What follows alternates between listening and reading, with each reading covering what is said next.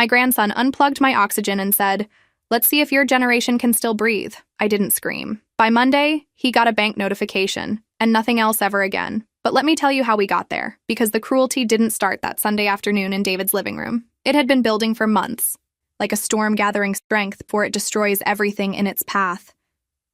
I'd been living with my son David and his family for 3 months since my heart surgery.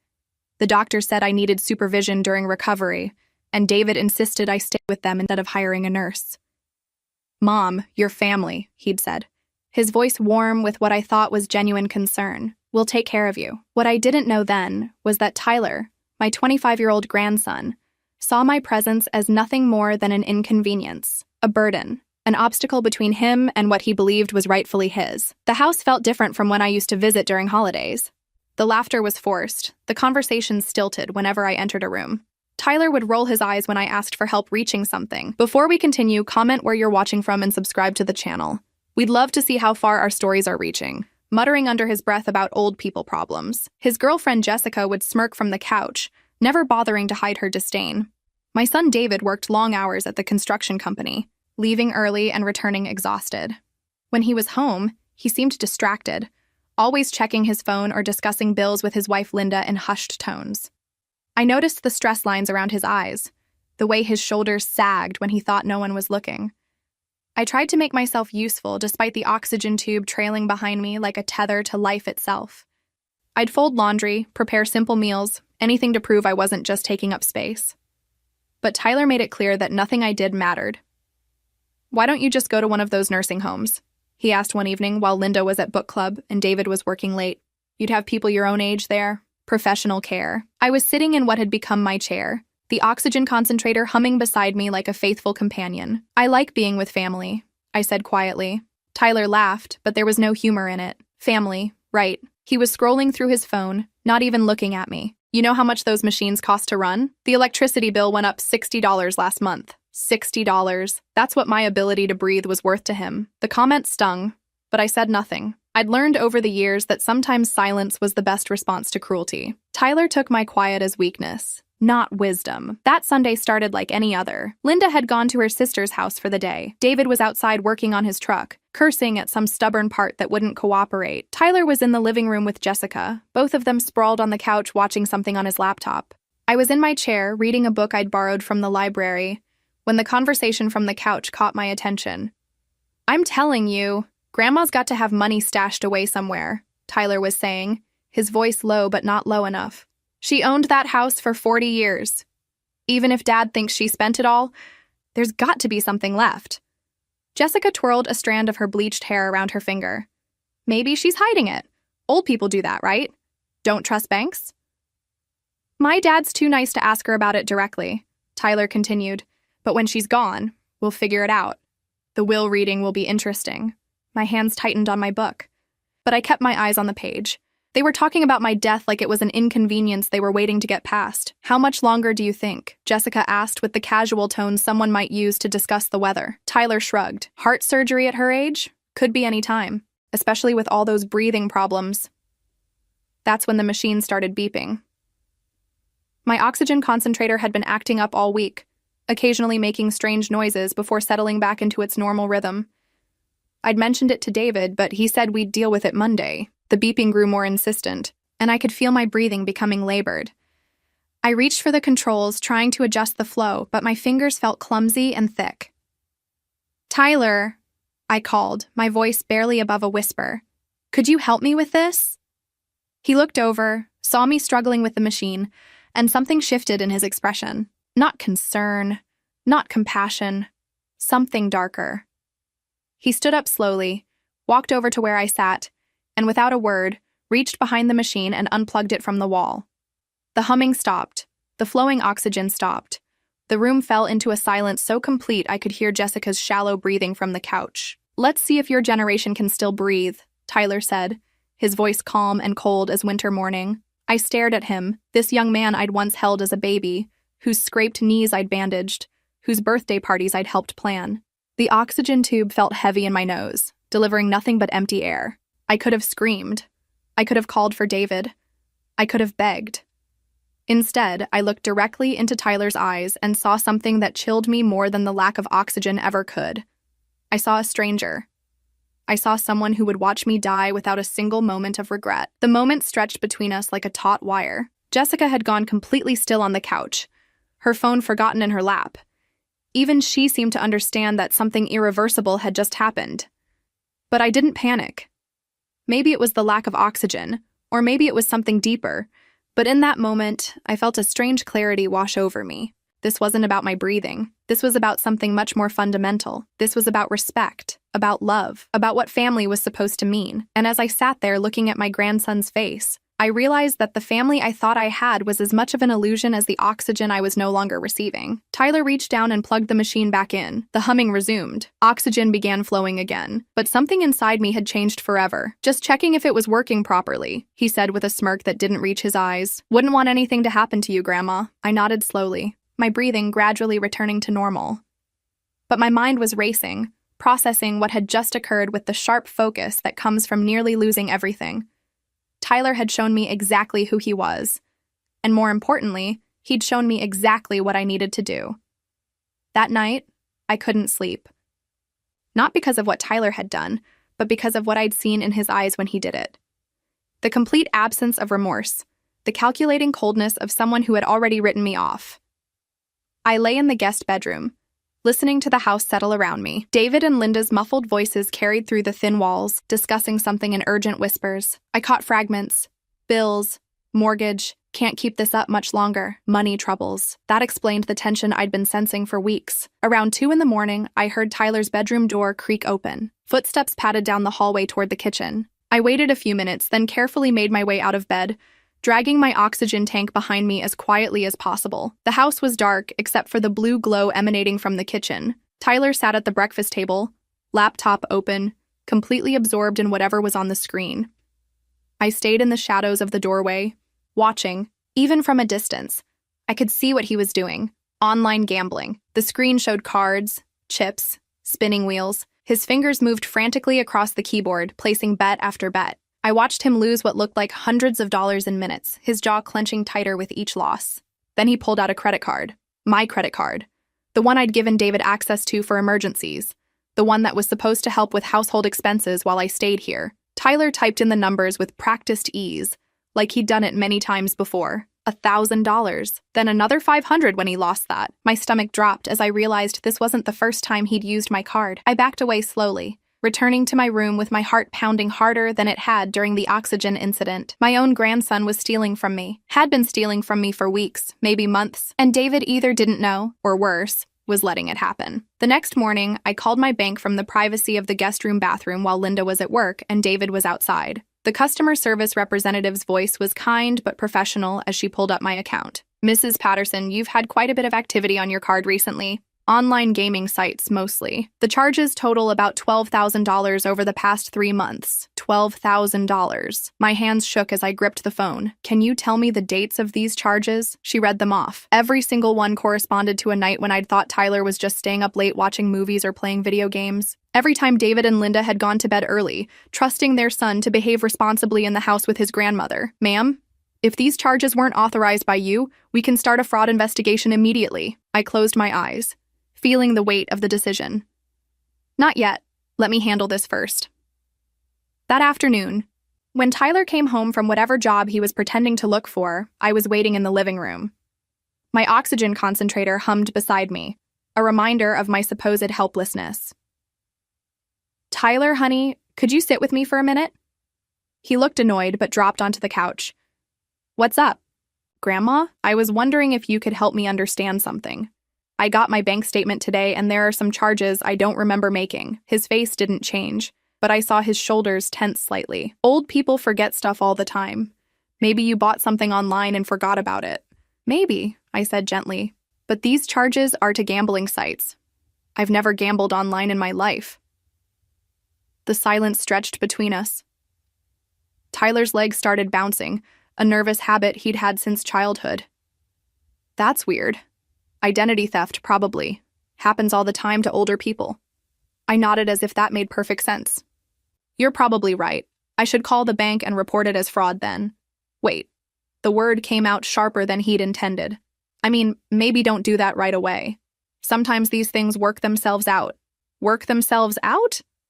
Tyler ran a hand through his hair, and for a moment, he looked like the confused little boy I remembered. But only for a moment. Look, Grandma, I borrowed some money. I was going to pay it back before you noticed. Borrowed. As if taking someone's credit card without permission was borrowing. How much money, Tyler? Not that much, like maybe a couple thousand. I hit a rough patch, but I've got some job interviews lined up. I'll pay it back next month. I looked at my grandson, this young man I'd loved unconditionally for 25 years, and saw a stranger. Not just because he'd stolen from me, but because he was lying to my face without a trace of shame. $12,000, I said quietly. His face went white. That's not, some of those charges might not be mine. More lies. Always more lies. Tyler, where's your father? At work. Why? Does he know about this? Tyler's eyes darted toward the door, then back to me. Know about what? Does your father know you've been using my credit card to gamble online? The question hung in the air like smoke. Tyler's mouth opened and closed, but no words came out. That's when I heard David's truck pull into the driveway. Tyler's face went from white to green. Please don't tell him, Tyler whispered. And for the first time since I'd arrived, he sounded genuinely afraid. He'll kill me. I'm already on thin ice with him about the job thing. I watched my son walk through the front door, tool belt still around his waist, exhaustion written in every line of his face. He smiled when he saw me, that same warm smile he'd had as a little boy. Hey, Mom. How was your day? I looked at Tyler, who was staring at me with desperate, pleading eyes. Then I looked at David, my son who was working himself to death trying to keep his family afloat, who had taken me in when I needed help, who trusted his son to be decent. It was fine, honey. Just fine. Tyler's shoulders sagged with relief, but I wasn't done. David, could you sit down for a minute? I'd like to talk to you and Tyler about something important. David's smile faded. He knew that tone. He knew. Every parent knows that tone. What's going on? I took a deep breath, feeling the oxygen flow steadily into my lungs. I think it's time we discussed some financial arrangements. For everyone's benefit, Tyler's relief evaporated. He knew, just as I did, that everything was about to change. The conversation didn't go the way I expected. It went worse. David listened in stunned silence as I explained about the credit card charges. His face cycled through confusion, disbelief, and finally, an anger that made his hands clench into fists. Tyler sat beside him, shrinking smaller with each word I spoke. $12,000? David's voice was barely controlled. Tyler, is this true? Dad, I can explain. Is it true? Tyler nodded miserably. But I was going to pay it back. I swear I was going to pay it back. David stood up so fast his chair rocked backward. How? You don't have a job. You've been looking for 8 months now. He turned to me, his face flushed with embarrassment. Mom, I'm so sorry. I had no idea. We'll figure out how to pay you back, every penny.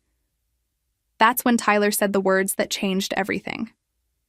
Why does it even matter? She's loaded, and when she dies, we get it all anyway. The silence that followed was deafening. Even the oxygen concentrator seemed to quiet its humming. David stared at his son like he'd never seen him before. What did you just say? Tyler realized his mistake immediately, but it was too late. The truth was already hanging in the air between us. I just meant that Grandma has money and we're family, so you think you can steal from her because she's going to die? David's voice was deadly quiet now. That's not what I said. That's exactly what you said.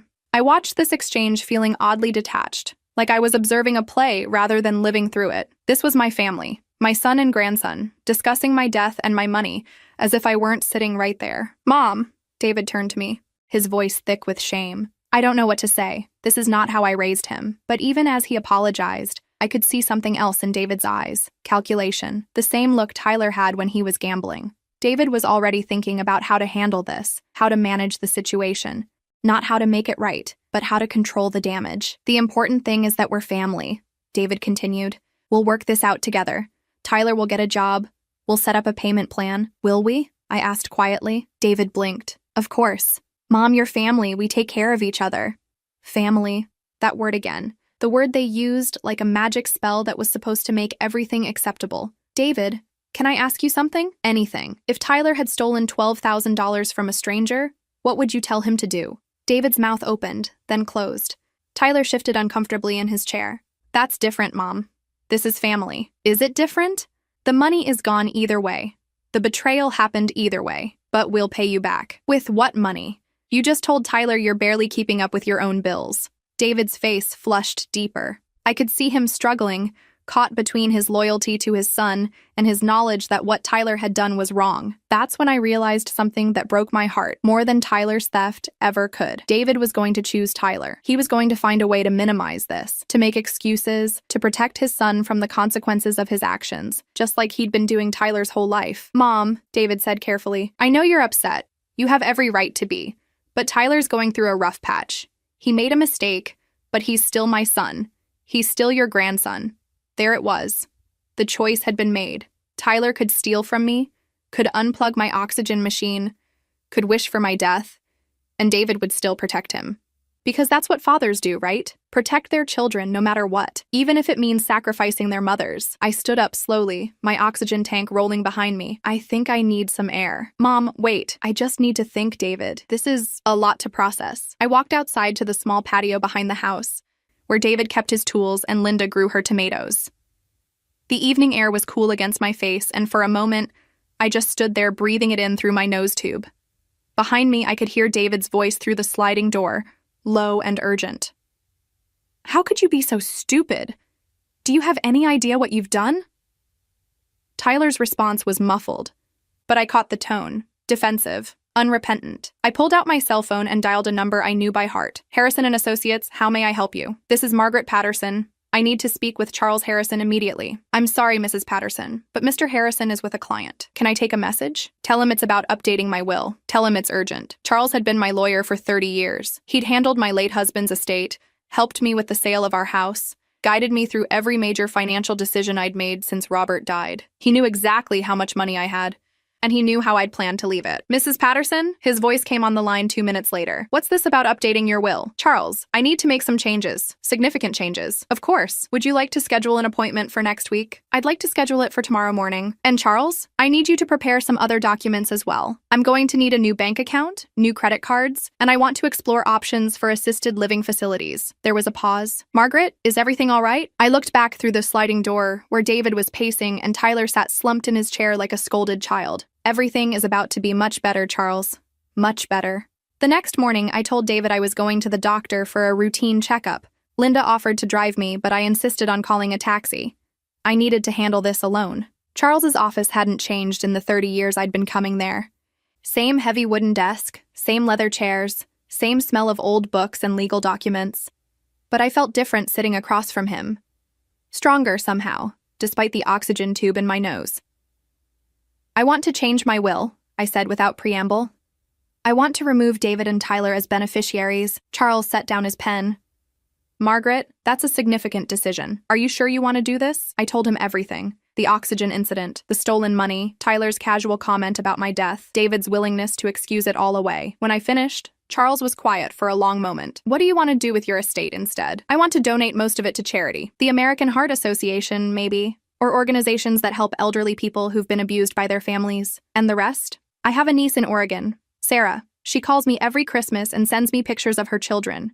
She doesn't know how much money I have, and she's never asked for anything." Charles nodded, making notes. "And what about your current living situation?" "I want to look at assisted living communities. Good ones. Places where I'll be treated with dignity. This will take a few days to arrange properly." "I understand. But Charles, I want new bank accounts opened immediately. I want my credit cards canceled and new ones issued. And I don't want anyone else to have access to my finances." "What about your current account? The one your son has access to for household expenses?" I smiled, and for the first time in months, it felt genuine. "Leave enough in there to cover this month's expenses. After that, they're on their own." As I left Charles's office that afternoon, I felt something I hadn't experienced in years. Freedom. Not from my oxygen tank or my health problems, but from the burden of pretending that family loyalty was more important than basic human decency. Tyler thought he was waiting for me to die so he could inherit my money. Instead, he was about to discover what it felt like to lose something he'd never actually had. The changes happened gradually, so gradually, that no one noticed at first. That was exactly how I planned it. On Tuesday, I visited Sunset Manor, a beautiful assisted living community about 40 minutes from David's house. The director, a warm woman named Patricia, gave me a complete tour. Private apartments with full kitchenettes, a dining room that served meals restaurant-style, activities coordinators, a medical staff on site 24 hours a day. And most importantly, a policy of treating residents with dignity and respect. We have an apartment available next month, Patricia told me as we sat in her office. It has a lovely view of the garden, and it's already equipped for residents who need oxygen support. I'll take it, I said without hesitation. Don't you want to discuss it with your family first? I looked out the window at the garden she'd mentioned, where several residents sat on benches reading or chatting quietly. They looked peaceful. Content. Safe. No, I said. This decision is mine. On Wednesday, my new bank accounts were active. Charles had arranged everything with military precision. My old account, the one David had access to, was left with exactly enough to cover the month's household expenses. Everything else had been transferred to accounts that only I could access. On Thursday, I started quietly moving my personal belongings. Nothing obvious, just a few photo albums, some jewelry, clothes I particularly liked. I told Linda I was donating old things to charity, and she was so busy with her own life that she barely looked at what I was taking. Tyler, meanwhile, seemed to think our conversation had blown over. He was back to his usual routine of sleeping late, playing video games, and treating me like furniture. He'd even made a few more attempts to use my credit card, only to have them declined. He assumed it was a temporary banking issue. Friday morning, while David was at work and Linda was at her yoga class, Tyler finally confronted me about the card problems. Grandma, something's wrong with your credit card. I tried to buy groceries yesterday and it wouldn't work. I looked up from my book. Did you try calling the bank? Yeah, they said the card was canceled. They wouldn't tell me why. How strange, I said mildly. Maybe it expired. Tyler's eyes narrowed. All three of them expired on the same day? I hadn't realized he'd been using multiple cards. The theft was even worse than I'd thought. I'll have to look into that, I said. In the meantime, perhaps you could ask your father for grocery money. Dad doesn't have grocery money. That's why we were using your cards. The casual way he said it took my breath away. Not why I was stealing or why I made a mistake. Why we were using your cards. As if it had been a family decision all along. Tyler, those cards were for emergencies. This is an emergency. We need food. I set my book down and really looked at my grandson. When had he become this person? When had he decided that other people's money was his to take? When had he stopped seeing me as his grandmother and started seeing me as just a source of income? Your father has a job, I said quietly. I'm sure he can manage groceries. His job barely covers the mortgage and car payments. You know that. And that's my responsibility because… Tyler stared at me like I'd spoken in a foreign language. Because you're family, because you have money and we don't. There it was again. That word. Family. The magic word that was supposed to erase all boundaries, all personal autonomy, all sense of individual worth. Tyler, do you love me? The question caught him off guard. What? Of course I love you. Why? Why? Because you're my grandmother. But do you love me as a person? Do you enjoy spending time with me? Do you care about my thoughts, my feelings, my well-being? Tyler shifted uncomfortably. That's a weird question, Grandma. Is it? Because love isn't just about blood relation. It's about caring for someone's happiness, wanting what's best for them, treating them with kindness and respect. I treat you fine. Do you? When you unplugged my oxygen machine, were you treating me fine? His face flushed. I was just messing around. You were messing around with my ability to breathe. I plugged it back in. After you'd made your point. Tyler stood up abruptly. Look, I'm sorry about the oxygen thing. Okay? And I'm sorry about the credit cards, but we're still family, and family is supposed to help each other. I watched him pace across the living room, this young man who looked so much like David at that age, who had inherited his grandfather's eyes and his great-grandmother's stubborn chin. All that family DNA, and somehow he'd missed the part about basic human decency. You're right, I said finally. Family should help each other. Tyler stopped pacing, hope flickering across his face. That's why I've decided to help you learn an important lesson. The hope died. What kind of lesson? The lesson that actions have consequences. That stealing is wrong. That threatening elderly people is wrong. That taking someone for granted will eventually backfire. I don't understand. You will. That evening, David came home to find Tyler in a panic about the credit cards. I listened from my room as Tyler explained that all my cards had been canceled, that the bank wouldn't tell him anything, that something was definitely wrong. Maybe Mom's having memory problems, David said, and I could hear the worry in his voice. Sometimes elderly people get confused about their finances. She seemed fine when I talked to her, Tyler said, but she was acting weird, asking me if I loved her and stuff. Maybe I should talk to her. Yeah, you should. And Dad, maybe you should ask her about the will thing too. Like, make sure everything's still set up the way it's supposed to be. I closed my eyes, feeling a familiar ache in my chest. Even now, even after everything that had happened, they were worried about the money. Not about me, Not about my health or my happiness or my well-being, just the money. David knocked on my door a few minutes later. Mom, can we talk? Of course, honey. Come in. He sat on the edge of my bed, looking tired and concerned. Tyler says your credit cards aren't working. I had some issues with fraudulent charges, I said truthfully. I had to cancel them and get new ones. Fraudulent charges? Someone was using them without permission. Gambling sites, mostly. David's face went pale. Mom, about that. Tyler told me he'd been using your cards, but he says he was going to pay you back. With what money? He's looking for a job. He's really trying. I reached over and took my son's hand. David, can I ask you something? Anything. Do you remember when you were Tyler's age? Of course. Do you remember how you treated me and your father? David was quiet for a moment. I was respectful. I worked hard. I never would have done what Tyler did. No, you wouldn't have. So, what's different? I don't know, Mom. Things are different now. Kids are different. The economy is different. But basic morality isn't different, is it? Stealing is still stealing. Disrespect is still disrespect. David squeezed my hand. I know Tyler made mistakes, but he's still my son, and I'm still your mother. Of course you are. Then why does Tyler's relationship to you matter more than mine does? David pulled his hand away. That's not what this is about, isn't it? Tyler steals from me, threatens me, treats me like a burden, and you want to protect him from consequences. But when I try to protect myself, I'm the problem.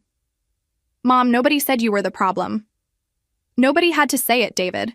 You've shown me exactly where I stand in your family's priorities. I could see the conflict in his eyes, the war between his love for me and his protective instincts toward Tyler, and I could see which side was winning. What do you want me to do? He asked finally. I want you to treat Tyler like the adult he is. I want you to let him face the consequences of his choices. And I want you to remember that I'm your family too. David stood up slowly. I'll talk to him again. Will you? Or will you just find new ways to excuse his behavior? He didn't answer, which was answer enough. After he left, I made my final phone call to Patricia at Sunset Manor. I'd like to move in tomorrow, I told her. Tomorrow? That's very short notice. I know, but I'm ready to start my new life. Monday morning came sooner than they expected. Monday morning, I was gone before anyone woke up. The taxi arrived at 6 a.m., just as we'd arranged. Patricia met us at Sunset Manor with a wheelchair and 2 staff members to help move my belongings. By 8 a.m., I was settled in my new apartment, my oxygen concentrator humming quietly in the corner, my few precious possessions arranged on the shelves. For the first time in months, I felt like I could breathe properly. I'd left a letter on the kitchen table at David's house, short and simple. I've moved to an assisted living facility where I'll be more comfortable. My lawyer will be in touch regarding financial matters. Please don't try to contact me until you're ready to have an honest conversation about respect and family. I didn't leave the address. The first call came at 9:30. David's number flashing on my phone. I let it go to voicemail. Mom, what the hell is going on? Where are you? Call me back immediately. The second call came from Linda 10 minutes later. Her voicemail was less angry, more worried. Margaret, please call us. We're scared something's happened to you. By noon, I had 17 missed calls. I was having lunch in the dining room. Real china plates. Cloth napkins, food that actually had flavor. When my phone rang again. This time, it was a number I didn't recognize. Hello? Mrs. Patterson? This is Officer Williams with the police department. Your family has filed a missing person report. Are you safe? I almost laughed. Now they were worried about my safety. I'm perfectly safe, Officer Williams. I've moved to an assisted living facility. I left a note explaining this to my family. They're saying they're concerned about your mental state, that you might have been confused or coerced. I'm 72 years old, not 92. My mind is completely clear. I chose to leave because I was being mistreated in their home. There was a pause. Would you be willing to meet with your family in a neutral location to resolve this? Not at this time. If they'd like to contact me, they can do so through my attorney, Charles Harrison. After I hung up, I sat back in my chair and looked around the dining room. Other residents were chatting quietly over their meals, reading newspapers, some working on crossword puzzles. Normal people living normal, peaceful lives. No one was screaming at anyone. No one was stealing from anyone. No one was unplugging anyone's life support as a joke. This was what normal felt like. Tuesday morning brought a knock on my door. Patricia stood in the hallway with a concerned expression. Margaret, there's a young man here claiming to be your grandson. He's quite upset and demanding to see you. Through my window, I could see Tyler in the parking lot, pacing beside David's truck. Even from 3 floors up, I could see the angry set of his shoulders. I don't wish to see him, I said calmly. He's making quite a scene. Should I call security? Please do. I watched from my window as two security guards approached Tyler. He gestured wildly, pointing up at the building, his voice carrying even though I couldn't make out the words. After a few minutes of heated discussion, he got back in the truck and drove away. Wednesday, Charles called. Margaret, your son has been trying to contact me. He wants to know about your legal affairs. What did you tell him? That I can't discuss your private matters without your consent, but he's quite persistent. He seems to think you've had some kind of mental breakdown. What I've had is a mental breakthrough. Everything I asked you to arrange, is it complete? Yes. Your new will is finalized. All your accounts have been transferred. And I've prepared a document outlining your mental competency, should anyone try to challenge your decisions. Good. And the other matter? I've contacted the district attorney's office about the credit card fraud. They're interested in pursuing charges if you decide to press them. I thought about Tyler, about the $12,000 he'd stolen, about his complete lack of remorse, about the way he'd looked at me when he unplugged my oxygen. Let me think about it. Thursday brought Linda. She appeared in the lobby around lunchtime, dressed in her best clothes and carrying a bouquet of flowers from the grocery store. Patricia called to ask if I wanted to see her. 5 minutes, I said, in the community room, with staff present. Linda looked older when she walked into the community room, tired. Her usually perfect hair was slightly messed, and her makeup couldn't quite hide the dark circles under her eyes. Margaret, she said, sitting across from me. We've been so worried. Have you? Of course. You just disappeared. We didn't know if you were hurt or confused or finally fed up with being treated like garbage in my own son's house. Linda flinched. It wasn't that bad, wasn't it? Your son stole $12,000 from me. He unplugged my oxygen machine as a threat. He regularly made comments about wishing I would die so he could inherit my money. And when I tried to address these issues, your husband chose to protect Tyler instead of protecting me. Tyler made mistakes, but he's still family. There was that word again, family. The universal excuse for inexcusable behavior. Linda, let me ask you something. If Tyler had treated your mother the way he treated me, what would you have done? Linda was quiet for a long moment. That's different. How is it different? Tyler's been struggling. He's had a hard time finding work, and he's frustrated. So his frustration justifies stealing from me? No, but Margaret, we're family. We should work through this together. I leaned forward slightly. Tell me honestly, Linda, were you sad to see me go, or were you relieved? Her face flushed. That's not... Of course we were sad. Were you? Or were you just upset about losing access to my money? That's not fair, isn't it? When was the last time any of you asked me how I was feeling? When was the last time anyone in your house treated me like a person instead of a burden? Linda's eyes filled with tears. We care about you. You care about my bank account. There's a difference. She wiped her eyes with a tissue from her purse. What do you want from us, Margaret? What do we need to do to fix this? I looked at this woman who had been my daughter-in-law for 15 years, who had never once stood up for me when Tyler was cruel, who had laughed along with his jokes about my age and health, who had treated my presence in their home like an imposition rather than a privilege. I want Tyler to get a job and pay back every penny he stole from me. I want him to write me a letter acknowledging what he did wrong and apologizing sincerely. I want David to stop making excuses for his son's behavior and start treating me with the respect I deserve. And I want all of you to understand that family isn't just about blood relations. It's about how you treat each other. And if we do all that, will you come home? I shook my head. Linda, I am home. This is my home now. I'm happier here in 3 days than I was in your house for 3 months. Her face crumpled. But we need you. No, you need my money. You've made that very clear. That's not true. Then prove it.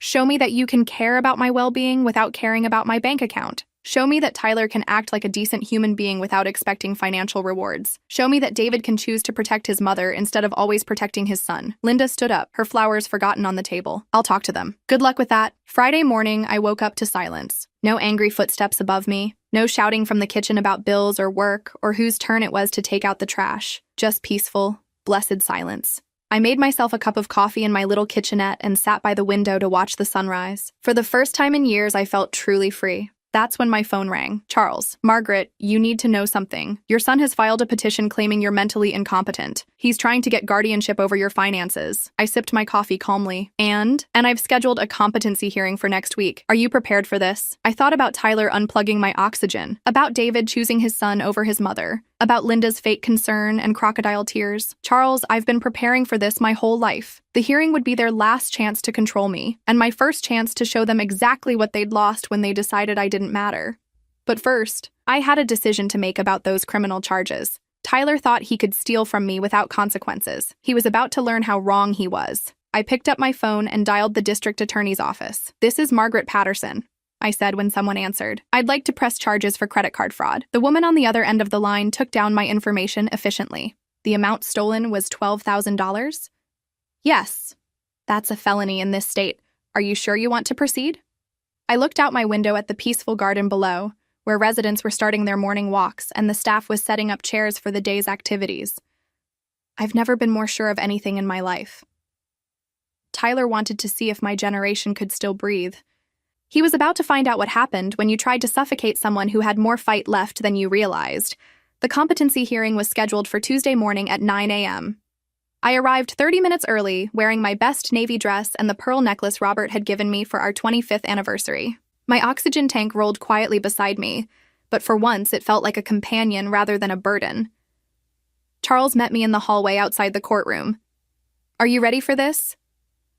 I looked through the small window in the courtroom door and saw them all sitting at the plaintiff's table. David in his only suit, the one he wore to weddings and funerals, Linda fidgeting with her purse strap, Tyler slumped in his chair like a sullen teenager, probably forced to be there by his father. "I've been ready for months," I said. The hearing was supposed to be about my mental competency, but it quickly became something else entirely. David's lawyer, a young man who looked barely older than Tyler, painted a picture of a confused elderly woman making irrational decisions under stress. "Your Honor," he argued, "Mrs. Patterson has abandoned her family home, cut off all contact with her loved ones, and made dramatic changes to her financial arrangements. This behavior is consistent with someone experiencing cognitive decline." Judge Martinez, a woman in her 50s with kind but sharp eyes, listened patiently before turning to Charles. "Counselor, how does your client respond to these allegations?" Charles stood. "Your Honor, I'd like to call Mrs. Patterson to testify on her own behalf." The walk to the witness stand felt like the longest journey of my life, but when I sat down and looked out at the courtroom, I felt perfectly calm.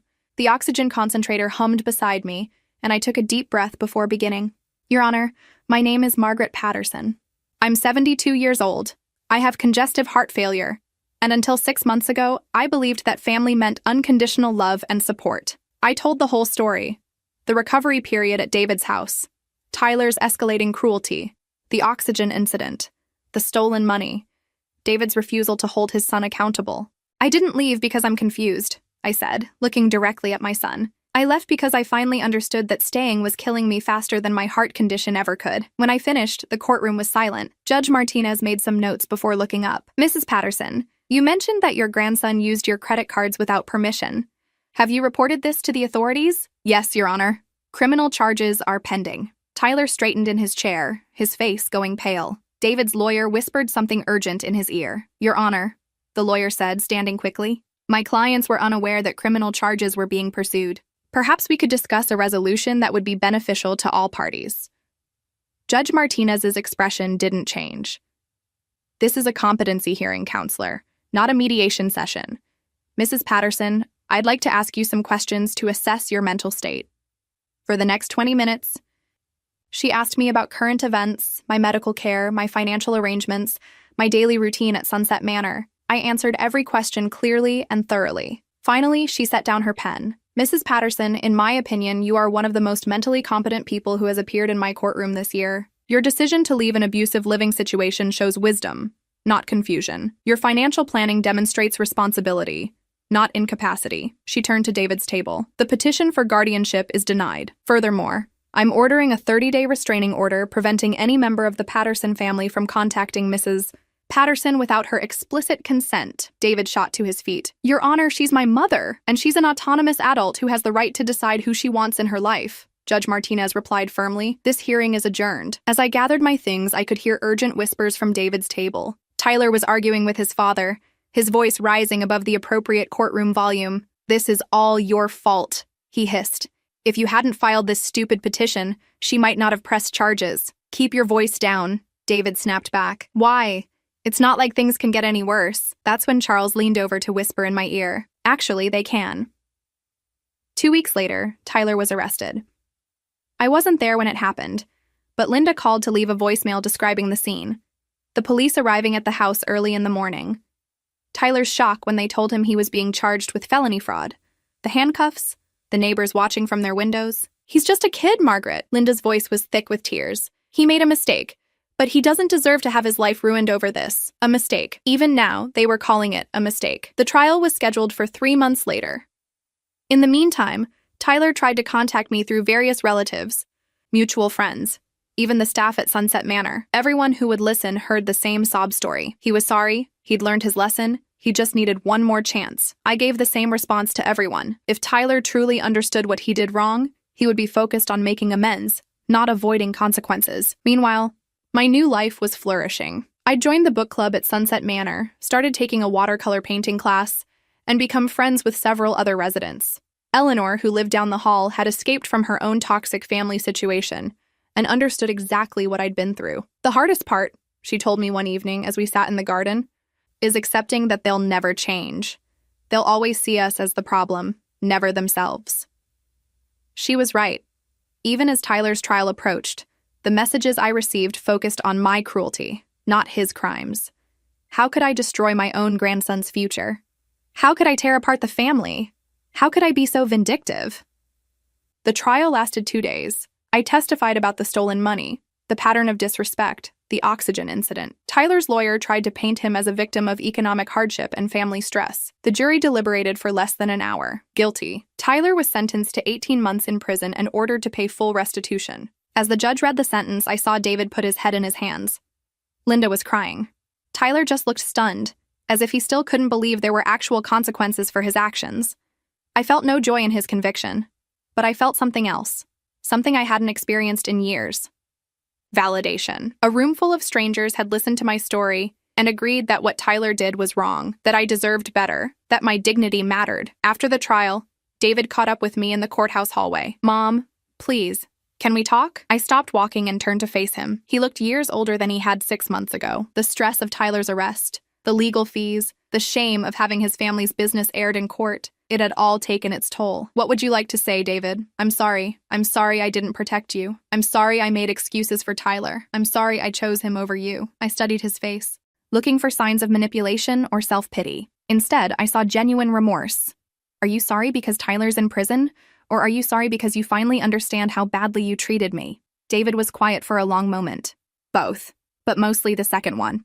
What changed your mind? Living without you.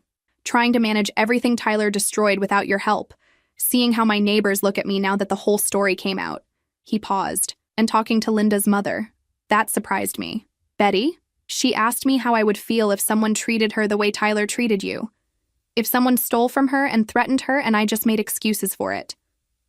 David's voice cracked slightly. I realized I'd become the kind of man I used to despise. We stood in the courthouse hallway for several minutes, saying nothing. Finally, David spoke again. "I know I don't deserve forgiveness. I know I lost the right to call myself your son when I chose Tyler over you, but I want you to know that I understand now, and I'm going to spend the rest of my life trying to become the kind of man you raised me to be."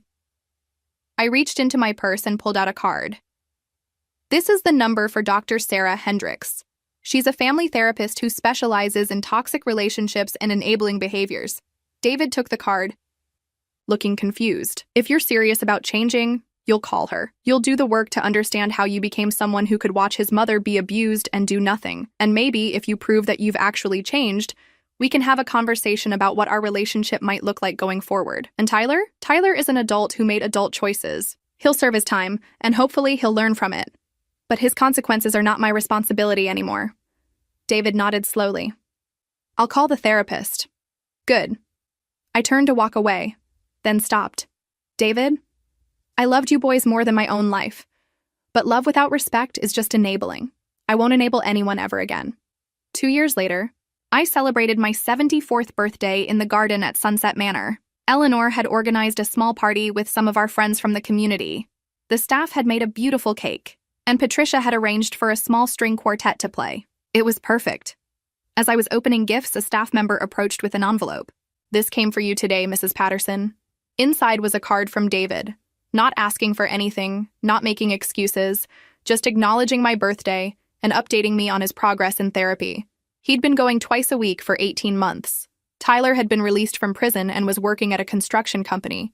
paying back the restitution slowly, but consistently. The card included a photo of David at a construction site, wearing a hard hat and safety vest, smiling genuinely for the first time in years. On the back, he'd written, "Learning to build instead of enable. Thank you for teaching me the difference. Love, your son David." I set the card aside and looked around the garden at my chosen family. These people who cared about my happiness, who treated me with dignity, who saw my worth beyond my bank account. My oxygen concentrator hummed quietly beside my chair, and I took a deep breath of the evening air. Tyler had tried to see if my generation could still breathe. Turned out we could breathe just fine once we removed the people who were suffocating us. I was home, I was happy, I was free, and I was still breathing perfectly well on my own.